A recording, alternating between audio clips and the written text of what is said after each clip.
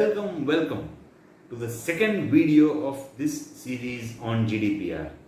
In the first video, we discussed about some basic terms which are unique to GDPR, including data subjects, processing, controller, and other terms. So if you have not seen that video, then you can check out that video right here, and also in the description box below. So वो terms ऐसे हैं जो across GDPR they are very unique to GDPR. तो आपको वो terms, अगर आप video वो देखेंगे तो आपको वो टर्म्स समझ में आएंगे और आपको आगे की वीडियो भी समझ में आएगी.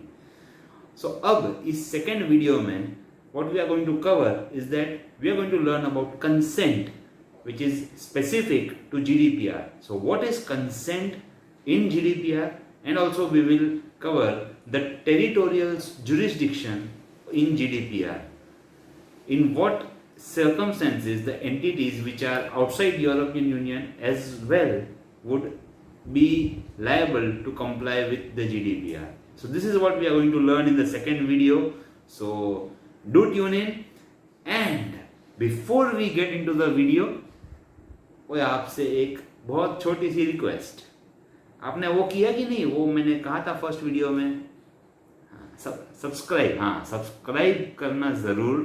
अब 5 सेकंड का टाइम लीजिए, नीचे सब्सक्राइब कीजिए और उसके नीचे की बेल आइकन क्लिक कीजिए. मैं तो नई वीडियो में डालते रहूँगा, आपको नोटिफिकेशन आएगी नहीं, और फिर समझ गया ना, सब्सक्राइब ज़रूर कीजिएगा. So here's going straight into the second video with CS Grishma Dave. Now, consent. Consent is very important concept in GDPR, which has come into play because for every processing activity that you do, you need to have a consent on that. So, consent should be free. It should be not confusing. And it should be informed. You should be informing the individual that we will be taking your consent to process your information. And it should be specific. You should specify the, I would say that the purpose why you want to take the information. If you are processing we would be it, using it. Why would be using it? It would be used for so and so, so and so. Aisa.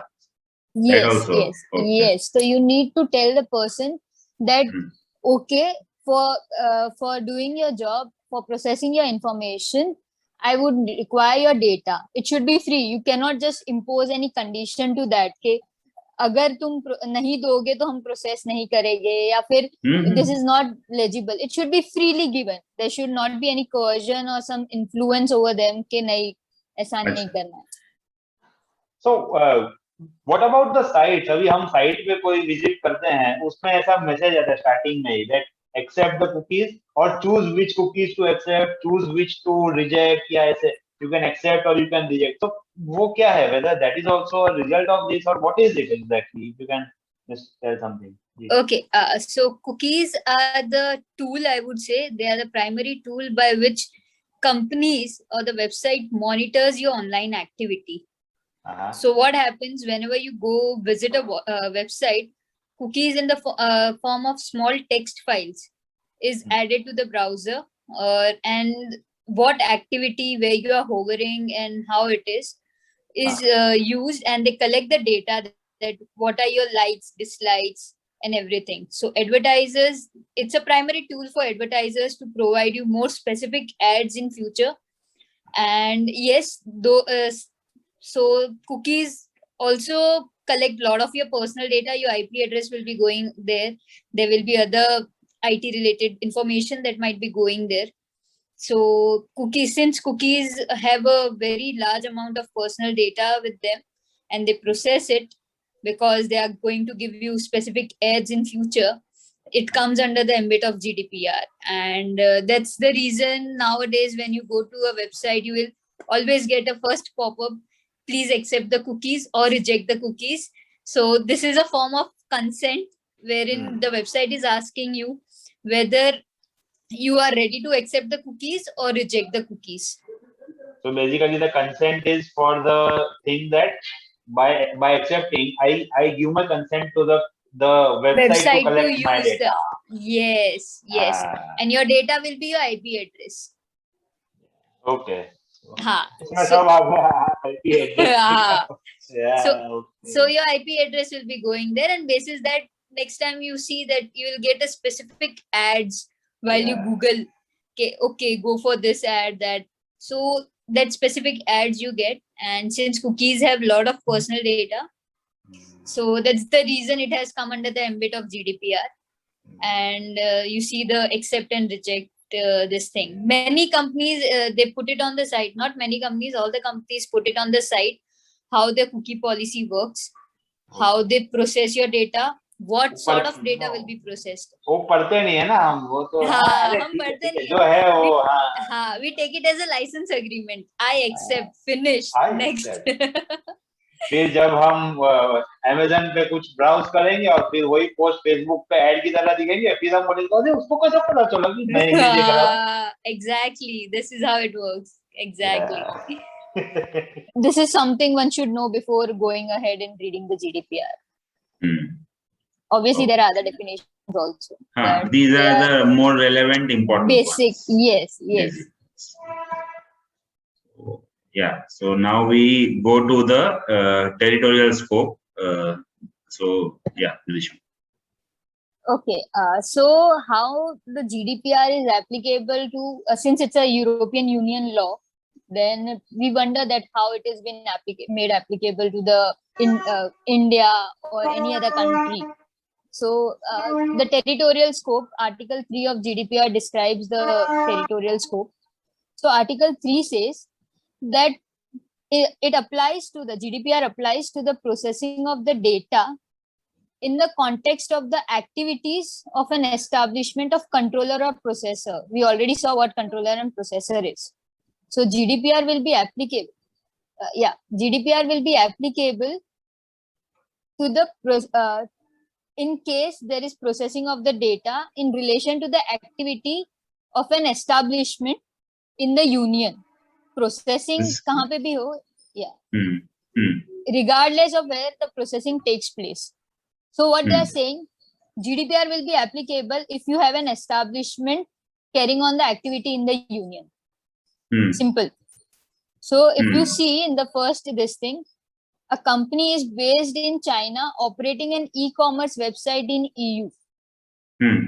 Now let us take a hypothetical example, Alibaba, China ki this e-commerce this thing. So Alibaba is hosting a website in EU, in the EU only, and that website is and they also set up a company in establishment in the European country. Okay, Berlin they set up an office with this thing that marketing related or sales related with respect to the website. We will be taking calls over here, and then there is a server which is in China office. Storage वहां पर हो रहा है. Whatever data they are collecting of the European citizens through a cookie policy or any other ways of the on the website is now stored in the China, which is outside European Union. So that's how it is applicable. Why? Because activities of the establishment in the union of processing is now stored in China, outside the union. Then too it will be applicable. Companies of Chinese, the storage is happening in Chinese, the processing is happening in Chinese, but there is an establishment in the union. In that case, the GDPR applies. So in this case, you had told that the processing is in Chinese. So what about a case where suppose, for example, एक Indian company है, वो क्या करती है कि एक मतलब वो होटल रिसोर्ट चेन जैसा या टूर ऑपरेटर जैसा वो पैकेज डील देती है इंडियन कंपनी सभी को, and it is available in multiple languages, whether English जो हो गई, फ्रेंच हो गई, जर्मन हो गई, मतलब all languages which are accepted in European Union. But this company does not have any establishment or any representations in the union. So in that case, what would be the scope here? So if we go by the Article 3.1, it says that there should be an establishment carrying on an activity in the union of the controller and processor. मतलब either the company be a controller or processor, उनका एक establishment होना चाहिए which is carrying on the activity ठीक है, तुम ऐसा नहीं हो सकता that you just incorporated the company and there is no one in the company's office working. You cannot. There should be some activity happening. There should be some human resource and technical staff sitting over there.